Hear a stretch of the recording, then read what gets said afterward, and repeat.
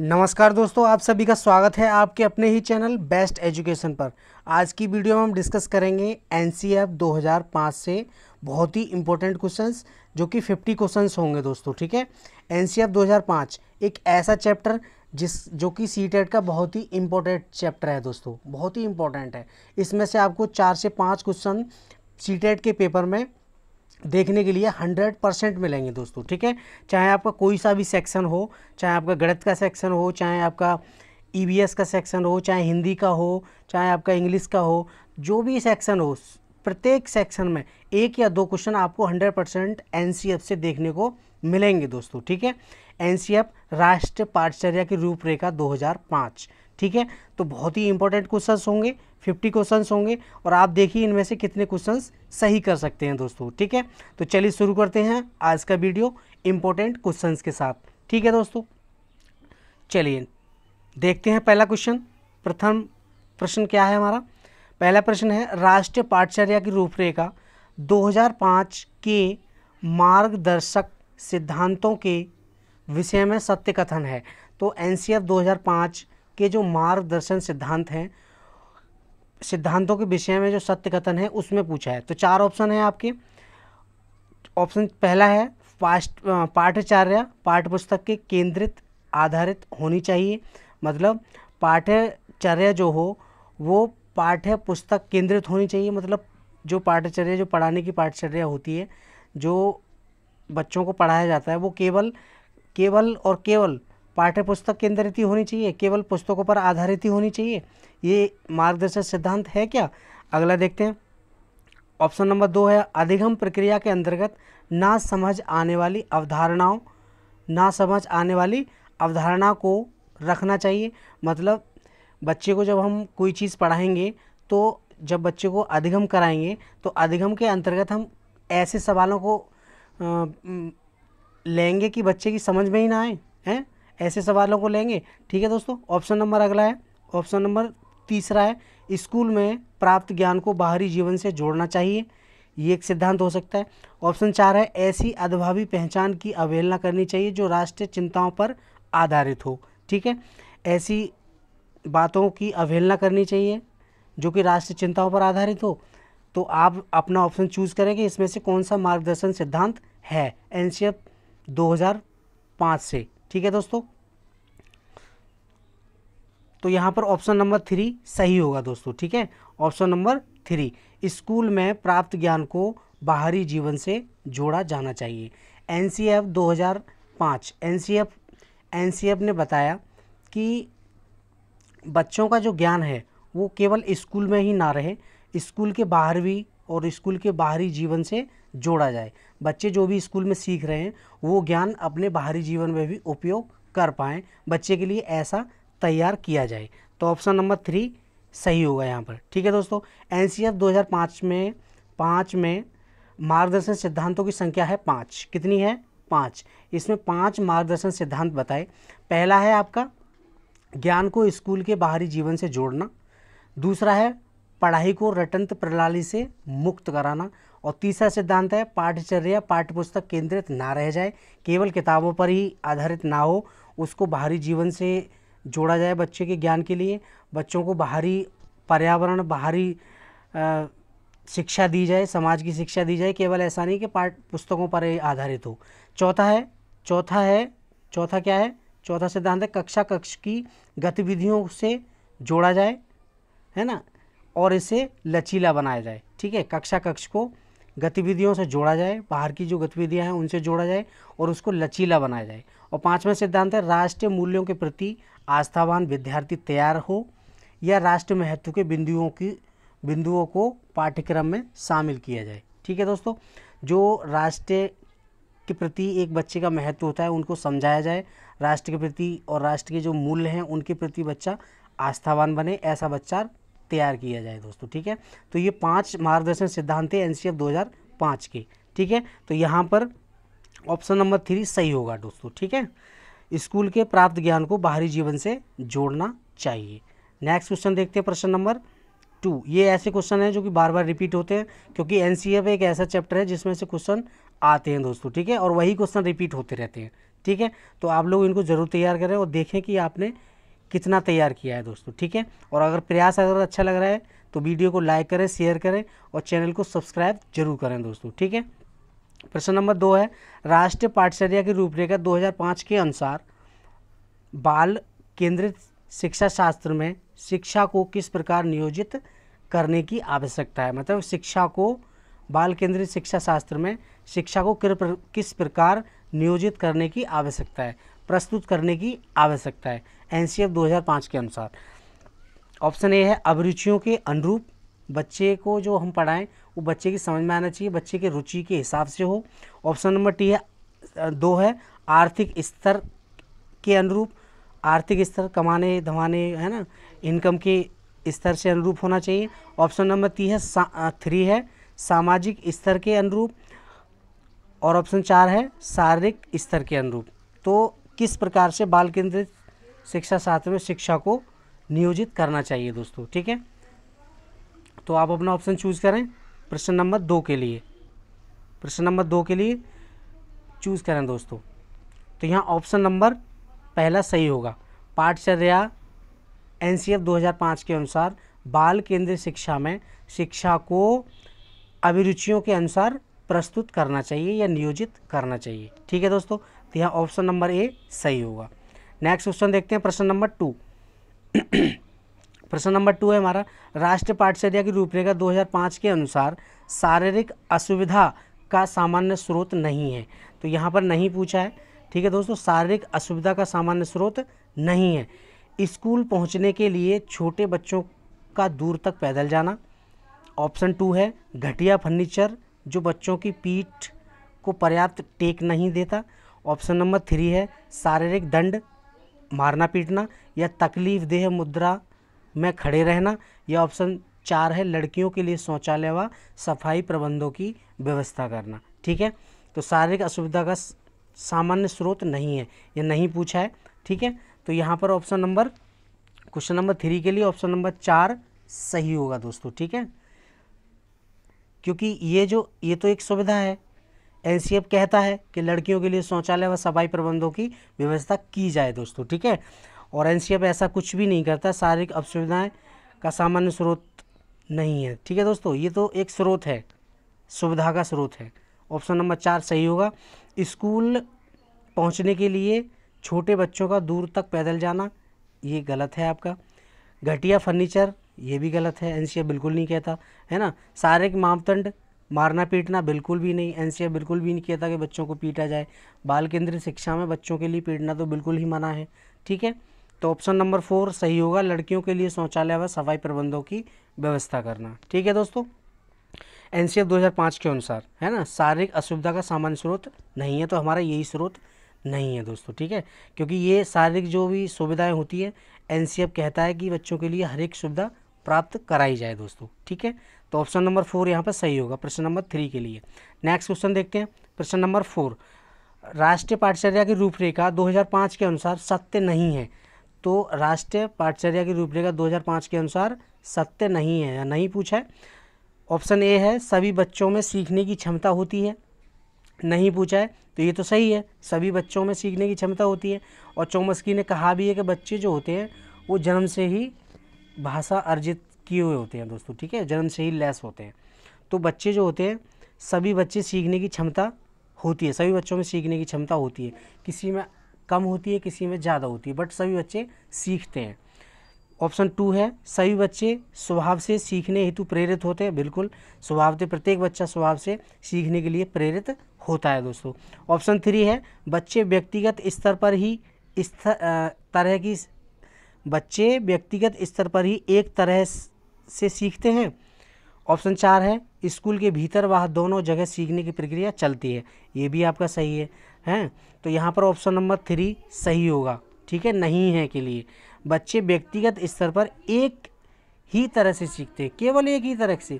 अगर किसी ऑप्शन में केवल आ जाए तो वो ऑप्शन बिल्कुल ही गलत होगा, क्योंकि केवल एक ही तरह से सीख सकते हैं, केवल स्कूल में ही शिक्षा प्राप्त कर सकते हैं, या अधिगम केवल स्कूल में भी एक स्कूल में ही हो सकता है, या अधिगम समाज में हो सकता है केवल। तो केवल जो वर्ड है इसको आप बिल्कुल ध्यान से देखिएगा, ये सारे ऑप्शन केवल वाले गलत होते हैं दोस्तों, ठीक है। एक ही तरह से बच्चा व्यक्तिगत स्तर पर एक ही तरह से सीख सकता है, बिल्कुल नहीं सीख सकता, क्योंकि बच्चा अलग अलग तरीक़ों से अधिगम कर सकता है और अलग अलग तरीके से सीख सकता है व्यक्तिगत, ठीक है दोस्तों। तो ऑप्शन नंबर 3 यहाँ पर सही होगा, ठीक है। चलिए नेक्स्ट क्वेश्चन देखते हैं। प्रश्न नंबर 5, राष्ट्रीय पाठचर्या की रूपरेखा 2005 के अनुसार कक्षा में शिक्षक की भूमिका होनी चाहिए। तो राष्ट्रीय पाठचर्या NCF 2005 क्या कहता है, शिक्षक जो होता है वो सर्वदाता होता है ना, सारी व्यवस्थाएं करना शिक्षक का ही कार्य होता है, ठीक है। बच्चों की सारी व्यवस्थाओं का ध्यान टीचर ही रखेगा, सर्वदाता होता है, ठीक है दोस्तों। तो NCF 2005 की रूपरेखा 2005 के अनुसार कक्षा में शिक्षक की भूमिका होनी चाहिए। ऑप्शन ए है एक उत्प्रेरक की, ऑप्शन 2 यहाँ पर गलत टाइप हो गया, एक नेता के रूप में, ऑप्शन 3 है एक आदेशक के रूप में, और ऑप्शन 4 है इनमें से कोई नहीं। तो आप अपना ऑप्शन चूज करें प्रश्न नंबर 5 के लिए। तो यहाँ प्रश्न नंबर 5 के लिए ऑप्शन नंबर ए सही होगा। शिक्षक की जो भूमिका होती है वो एक उत्प्रेरक के रूप में होती है दोस्तों, ठीक है। एक उत्प्रेरक के रूप में काम करेगा शिक्षक, और एक सर्वदाता के रूप में काम करेगा, ठीक है। शिक्षक की एक जिम्मेदारी होती है कि बच्चों के लिए जो भी ज़रूरत की चीज़ें हैं सारी की सारी प्रोवाइड कराए, और बच्चे को ही आधार मान करके शिक्षा को दी जाए, ठीक है दोस्तों। तो यहाँ ऑप्शन नंबर ए सही होगा, ठीक है। चलिए नेक्स्ट क्वेश्चन देखते हैं। प्रश्न नंबर 6, शिक्षक पाठ्य पुस्तक की जानकारी के साथ अन्य संदर्भ जोड़कर खालिस्तान को पुष्ट और गहन बना सकता है, ठीक है दोस्तों। एक शिक्षक जो होता है अपनी क्लास के अंदर पाठ्य पुस्तकों की जानकारी के साथ साथ, पाठ्य पुस्तक मतलब किताबों के साथ साथ और अलग भी किस तरीके से ज्ञान दे सकता है बच्चों को, है पाठ्य पुस्तक की जानकारी के साथ अन्य संदर्भ जोड़कर और एग्जाम्पल, बाहरी एग्जाम्पल दे करके, किताब में जो है उसके हिसाब से ही बाहरी एग्जाम्पल दे करके बच्चा गहन बना सकता है। तो किसको, शिक्षार्थी। ऑप्शन 2 है आकृति, ऑप्शन 3 है अनुभव, और ऑप्शन 4 है लिंग भेद। तो आप अपना ऑप्शन चूज करें क्वेश्चन नंबर 6 के लिए दोस्तों, ठीक है।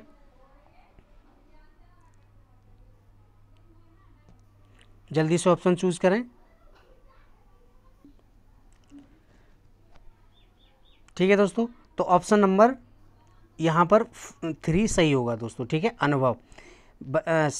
एक शिक्षक जो है पाठ्य पुस्तक की जानकारी के साथ साथ अन्य संदर्भों को भी जोड़ करके बच्चे के अनुभव को गहन बना सकता है दोस्तों, ठीक है। बच्चे का जो अनुभव है उसको और ज़्यादा गहन बनाया जा सकता है और ज़्यादा अच्छा किया जा सकता है, ठीक है दोस्तों। किताब के साथ साथ बाहरी ज्ञान को भी मतलब जोड़ा जाए, बाहरी ज्ञान को जोड़कर, ठीक है दोस्तों, अनुभव को गहन बना सकते हैं। नेक्स्ट क्वेश्चन देखते हैं। तो यहाँ पर ऑप्शन नंबर 3 सही होगा, यहाँ पर क्रम गलत हो गया है, उसके लिए देख लीजिए आप। प्रश्न नंबर 7 देखते हैं। प्रश्न नंबर 7 है विवेचनात्मक शिक्षा शास्त्र खुले विमर्श और विविध दृष्टिकोण के माध्यम से खाली जगह लेने की प्रक्रिया को सरल बनाता है दोस्तों, ठीक है। विवेचनात्मक शिक्षा शास्त्र खुले विमर्श, खुले वार्तालाप को और विविध दृष्टिकोण के माध्यम से। तो यहाँ ऑप्शन नंबर कौन सा सही होगा क्वेश्चन नंबर 7 के लिए, आप अपना ऑप्शन चूज करें। तो यहाँ ऑप्शन नंबर ए सही होगा, सामूहिक निर्णय, ठीक है, ना कि स्वयं निर्णय, खुद निर्णय ले, एकल निर्णय, केवल अकेला निर्णय ले, या इनमें से कोई नहीं, ठीक है। तो यहाँ पर ऑप्शन नंबर 1 सही होगा, सामूहिक निर्णय लेने की प्रक्रिया को सरल बनाता है दोस्तों, ठीक है। विवेचनात्मक शिक्षा शास्त्र खुले विमर्श और विविध दृष्टिकोण के माध्यम से ही सामूहिक निर्णय लेने की प्रक्रिया को सरल बनाता है। तो ऑप्शन नंबर ए सही होगा यहाँ पर, ठीक है दोस्तों। बहुत ही इंपॉर्टेंट क्वेश्चन है और आप लोग इनको ज़रूर तैयार करें, क्योंकि ये क्वेश्चन बार बार रिपीट होते हैं, क्योंकि इनसे क्वेश्चन बनावटी आ ही नहीं सकता, इनको बदल ही नहीं सकते हैं, क्योंकि एनसीईआरटी एक सीमित चैप्टर है, ठीक है दोस्तों। तो आप लोग इनको ज़रूर तैयार करें, और वीडियो कैसा लगा लाइक और वीडियो कैसा लगा कमेंट बॉक्स में कमेंट करें, और वीडियो अच्छा लगे तो लाइक और शेयर जरूर करें दोस्तों, ठीक है। चैनल पर नए हैं तो चैनल को सब्सक्राइब करें, बेल आइकन जरूर दबाएं, जिससे कि नोटिफिकेशन सबसे पहले आपको मिल सके दोस्तों, ठीक है। चलिए नेक्स्ट क्वेश्चन देखते हैं। प्रश्न नंबर 8, राष्ट्रीय पाठचर्या की रूपरेखा 2005 के अनुसार प्राथमिक स्तर पर भाषा का माध्यम होना चाहिए। तो यहाँ प्राथमिक स्तर पर भाषा का माध्यम क्या होना चाहिए एनसीएफ 2005 के अनुसार? ऑप्शन ए है अंग्रेजी, ऑप्शन बी है Hindi, option C A B डाल दिया है इसमें, है ना, मातृभाषा, और ऑप्शन 4 है संस्कृत। तो आप लोग अपना ऑप्शन चूज करें। एनसीएफ 2005 के अनुसार प्राथमिक स्तर पर भाषा का माध्यम क्या होना चाहिए? तो भाषा का जो माध्यम होना चाहिए वो मातृभाषा होना चाहिए। तो ऑप्शन नंबर 3 यहाँ पर सही होगा दोस्तों, ठीक है। एनसीएफ 2005 कहता है कि बच्चे की जो शिक्षा हो, बच्चे को जो शिक्षा दी जाए वो अपनी उसकी मातृभाषा में ही दी जाए दोस्तों, ठीक है। मातृभाषा पर बहुत बल दिया है एनसीएफ 2005 ने, ठीक है। चलिए नेक्स्ट क्वेश्चन देखते हैं। प्रश्न नंबर 9, प्रश्न नंबर 9 है हमारा, राष्ट्रीय पाठचर्या की रूपरेखा 2005 के अनुसार बच्चों के आकलन का सही तरीका है। बच्चों के आकलन का, ठीक है, बच्चे ने कितना सीखा, बच्चे ने कितना अधिगम किया, कितना ज्ञान प्राप्त किया, उसका सही तरीका क्या है एनसीएफ 2005 के अनुसार? तो ऑप्शन 1 है वार्षिक परीक्षाएं, ऑप्शन 2, यहाँ पर ऑप्शन सारे गलत हो चुके हैं, आप लोग इनको एडजस्ट कर लीजिए, ठीक है दोस्तों। यहाँ 2 होना चाहिए, ये 3 होना चाहिए, ये 4 होना चाहिए। तो वार्षिक परीक्षाएं देकर उनका आकलन करना चाहिए, अर्धवार्षिक परीक्षाएं कराकर, या दैनिक गतिविधियां कराकर, या ऑप्शन 4 इनमें से कोई नहीं। तो आप अपना ऑप्शन चूज करें, ठीक है दोस्तों। एनसीएफ 2005 के अनुसार बच्चों के आकलन का सही तरीका क्या है? एनसीएफ क्या कहता है कि बच्चों का आकलन किस तरीके से होना चाहिए? तो यहाँ पर ऑप्शन नंबर 3 सही होगा, दैनिक गतिविधियाँ, ठीक है। उसकी जो दैनिक गतिविधियाँ हैं, रोज की गतिविधियाँ हैं, उनके आधार पर ही आकलन होना चाहिए, ठीक है दोस्तों। जैसे कि एक पाठ पढ़ाया, पाठ के लास्ट में बच्चे का आकलन करना चाहिए कि बच्चे कितना सीखे, उस पाठ के आधार पर ही बच्चों से क्वेश्चन किए जाएं और बच्चों को एक एक करके खड़ा करके उनसे क्वेश्चन पूछे जाएं दोस्तों, ठीक है। तो ये एक सही तरीका है आकलन करने का, इससे पता लगता है कि बच्चा कितना अधिगम कर रहा है और कितना सीख रहा है। तो ऑप्शन नंबर 3 यहाँ पर ऑप्शन नंबर 3 सही होगा दोस्तों, ठीक है। दैनिक गतिविधियों के आधार पर आकलन करने का सही तरीका है। नेक्स्ट क्वेश्चन देखते हैं, प्रश्न नंबर 10, भीड़ भाड़ वाली कक्षाओं में खाली जगह, ये खाली जगह दे रखी है, इसमें क्या आएगा? अध्यापन की बात करना निरर्थक है, बेकार है, ठीक है। जहाँ पर भीड़ भाड़ वाली कक्षाएं होती हैं, बहुत ज़्यादा बच्चे होते हैं, उनमें अध्यापन की बात करना निरर्थक है। ऑप्शन 1 है पिछड़े, ऑप्शन 2 है सामान्य, ऑप्शन 3 है कक्षा केंद्रित, और ऑप्शन 4 है सृजनशील। तो आप अपना ऑप्शन चूज करें क्वेश्चन नंबर 10 के लिए, ठीक है। तो यहाँ पर ऑप्शन नंबर 4 सही होगा दोस्तों, ठीक है। ऑप्शन नंबर 4 सही होगा। भीड़ भाड़ वाली कक्षाओं में सृजनशील अध्यापन की बात करना निरर्थक है, बेकार है। अगर किसी बच्चे को हमें सृजनशील बनाना है या उसको सृजनशील अध्यापन कराना है तो उसको भीड़ भाड़ वाली कक्षा से अलग रखना होगा, ठीक है दोस्तों। क्योंकि ज़्यादा भीड़ में बच्चे सृजनशील नहीं बन सकते, उनकी समझ में आएगा ही नहीं। जो घिच पिच करके इधर उधर बैठे हैं बच्चे, है ना, तो कुछ भी उसको समझ में नहीं आएगा, बच्चा कुछ भी नहीं सीख सकता। तो बच्चों की कक्षा के अंदर संख्या भी एक सीमित होनी चाहिए और सही होनी चाहिए, ठीक है दोस्तों। सृजनशील बच्चे तभी बनेंगे जब कक्षा का वातावरण सही होगा। चलिए नेक्स्ट क्वेश्चन देखते हैं, प्रश्न नंबर 11, यदि बच्चे फेल होते हैं तो वे दर्शाते हैं। तो एक बच्चा अगर फेल हो रहा है, अगर वह एक बच्चा फेल हो रहा है तो वो क्या दर्शा रहा है? ऑप्शन ए है अपनी असफलता को, ऑप्शन 2 है स्कूल की असफलता को, ऑप्शन 3 है समाज की असफलता को, ऑप्शन 4 है परिवार की असफलता को। तो आप अपना ऑप्शन चूज करें प्रश्न नंबर 11 के लिए। यदि बच्चे फेल हो रहे हैं तो वो क्या दर्शा रहे हैं? तो यहाँ पर ऑप्शन नंबर 2 सही होगा दोस्तों, वो स्कूल की असफलता को दर्शा रहे हैं, ठीक है। अगर एक बच्चा फेल होता है तो बच्चा फेल नहीं होता, स्कूल का सिस्टम फेल हुआ है, ठीक है। उनकी पढ़ाने की जो तरीका है वो फेल हुआ है, उनका जो सिखाने का ढंग है, अधिगम कराने का ढंग है, वो फेल हुआ है, स्कूल की व्यवस्था फेल हुई है, ना कि बच्चा। ठीक है दोस्तों, क्योंकि सारी जिम्मेदारी स्कूल की होती है, स्कूल के सिस्टम की होती है कि बच्चे को कैसे पढ़ाया जाए, किस तरीके से अधिगम कराया जाए। ठीक है दोस्तों, तो यदि एक बच्चा फेल होता है तो स्कूल की असफलता है, उसका ही सिस्टम फेल हुआ है। ठीक है दोस्तों, तो यहाँ ऑप्शन 2 सही होगा। चलिए नेक्स्ट क्वेश्चन देखते हैं। प्रश्न नंबर 12, राष्ट्रीय पाठचर्या की रूपरेखा 2005 के अनुसार गणित शिक्षण का लक्ष्य होना चाहिए। बच्चों को गणित की जो शिक्षा देनी चाहिए उसका जो उद्देश्य होना चाहिए, क्या होना चाहिए, उसका लक्ष्य क्या होना चाहिए गणित शिक्षण का। ऑप्शन ए है तार्किक ढंग से सोचना, बिल्कुल होना चाहिए, सही है। अमूर्तनों का निर्माण करना, बिल्कुल होना चाहिए। बच्चे को जो मूर्त चीज़ें होती हैं उनका तो ज्ञान होना ही चाहिए, लेकिन जो अमूर्त चीज़ें हैं, अमूर्त प्रतिक्रिया हैं, उनके बारे में भी बच्चा सोच सके, ऐसा उसका विकास हो। ठीक है। संचालित करने की योग्यता का विकास हो, किसी चीज़ को संचालित करना, किसी चीज़ को अपने ही तरीके से सोचना और अपने तरीके से करना, उसका विकास, उस योग्यता का विकास हो, या उपयुक्त डी सभी। तो आप लोग अपना ऑप्शन चूज़ करें क्वेश्चन नंबर 12 के लिए। ठीक है दोस्तों, तो यहाँ पर क्वेश्चन नंबर 12 के लिए ऑप्शन नंबर 4 सही होगा। ठीक है, एक तार्किक ढंग से सोचना, ऐसा भी विकास होना चाहिए। ठीक है, एनसीएफ 2005 कहता है कि बच्चे का जो विकास होना चाहिए, गणित शिक्षण का जो लक्ष्य होना चाहिए, वो तार्किक ढंग से सोचना भी होना चाहिए, अमूर्तनों का निर्माण होना चाहिए, और संचालन करने की योग्यता का भी विकास होना चाहिए। ठीक है दोस्तों, तो ऑप्शन नंबर 4 सही होगा, क्योंकि यहाँ तीनों के तीनों ओके हैं, सही हैं दोस्तों। ठीक है, चलिए नेक्स्ट क्वेश्चन देखते हैं। प्रश्न नंबर 3, खाली जगह की चिंताओं, यहाँ खाली जगह दे रखा है, खाली जगह की चिंताओं के प्रति जागरूकता को संपूर्ण स्कूली पाठचर्या में व्याप्त होना चाहिए। ऑप्शन ए है गणित, ऑप्शन बी है पर्यावरण, ऑप्शन 3 है भाषा, और ऑप्शन 4 है मातृभाषा। क्वेश्चन नंबर 13 के लिए, तो यहाँ पर क्वेश्चन नंबर 13 के लिए ऑप्शन नंबर 2 सही होगा दोस्तों। ठीक है, ऑप्शन नंबर 2 सही होगा। पर्यावरण की चिंताओं, पर्यावरण की जो चिंताएं हैं, पर्यावरण जो दूषित होता है, पर्यावरण जो हमारा डैमेज होता जा रहा है, उसकी चिंताओं के प्रति जागरूकता को संपूर्ण स्कूली पाठचर्या में व्याप्त होना चाहिए दोस्तों। ठीक है, पर्यावरण बहुत ही चिंता का विषय है, और पर्यावरण को के प्रति चिंता करनी भी चाहिए दोस्तों। ठीक है, क्योंकि अगर हमारा पर्यावरण ही शुद्ध नहीं होगा तो हम लोग कैसे जिएंगे।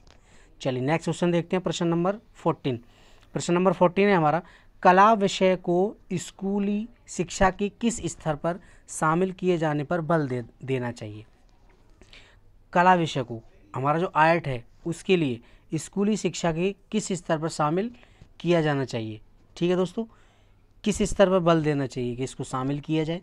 ऑप्शन ए है पूर्व माध्यमिक, ऑप्शन बी है प्राथमिक, और ऑप्शन सी है उच्च प्राथमिक। ठीक है दोस्तों, पहला ऑप्शन है हमारा पूर्व प्राथमिक, बिल्कुल देना चाहिए। कला का जो विषय है वो सभी स्तरों पर हमें शामिल करना चाहिए और सभी स्तरों पर बल देना चाहिए। तो यहाँ ऑप्शन नंबर 4 सही होगा दोस्तों। ठीक है, सभी स्तरों पर शामिल करना चाहिए, सभी स्तरों पर बल देना चाहिए दोस्तों। ठीक है, तो ऑप्शन नंबर 4 सही होगा। कला विषय को सभी स्तरों पर हमें प्रयोग करना चाहिए और उसको शामिल करने के लिए बल भी देना चाहिए। नेक्स्ट क्वेश्चन देखते हैं। प्रश्न नंबर 15 और इस वीडियो का लास्ट, राष्ट्रीय पाठचर्या की रूपरेखा 2005 किस सूझ के आधार पर पाठचर्या के बोझ को कम करने पर बल देता है। तो राष्ट्रीय पाठचर्या जो है किस सूझ के आधार पर पाठचर्या के बोझ को कम करने पर बल देता है। ऑप्शन ए है शिक्षा बोझ के साथ, ऑप्शन 2 है शिक्षा बिना बोझ के, ऑप्शन 3 है शिक्षा पर्यावरण के साथ, और ऑप्शन 4 है शिक्षा पर्यावरण के बिना। तो आप अपना ऑप्शन चूज करें, बताइए आप लोग अपना ऑप्शन, कौन सा ऑप्शन सही होगा यहाँ पर।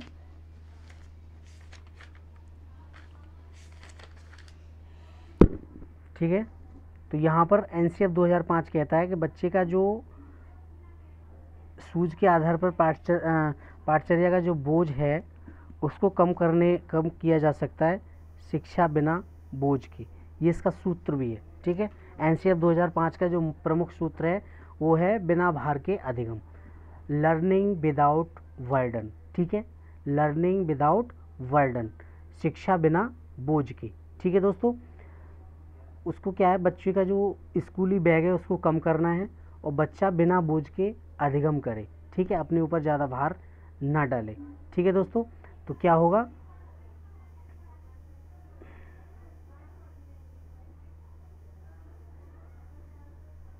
Learning without burden.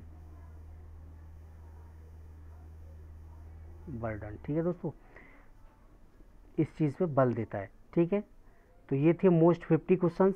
तो आप लोग बताइए कि 50 में से आपने कितने 50 किए या फिर कुछ कम हुए। ठीक है दोस्तों, तो मिलते हैं अगली वीडियो में, तब तक के लिए जय हिंद जय भारत।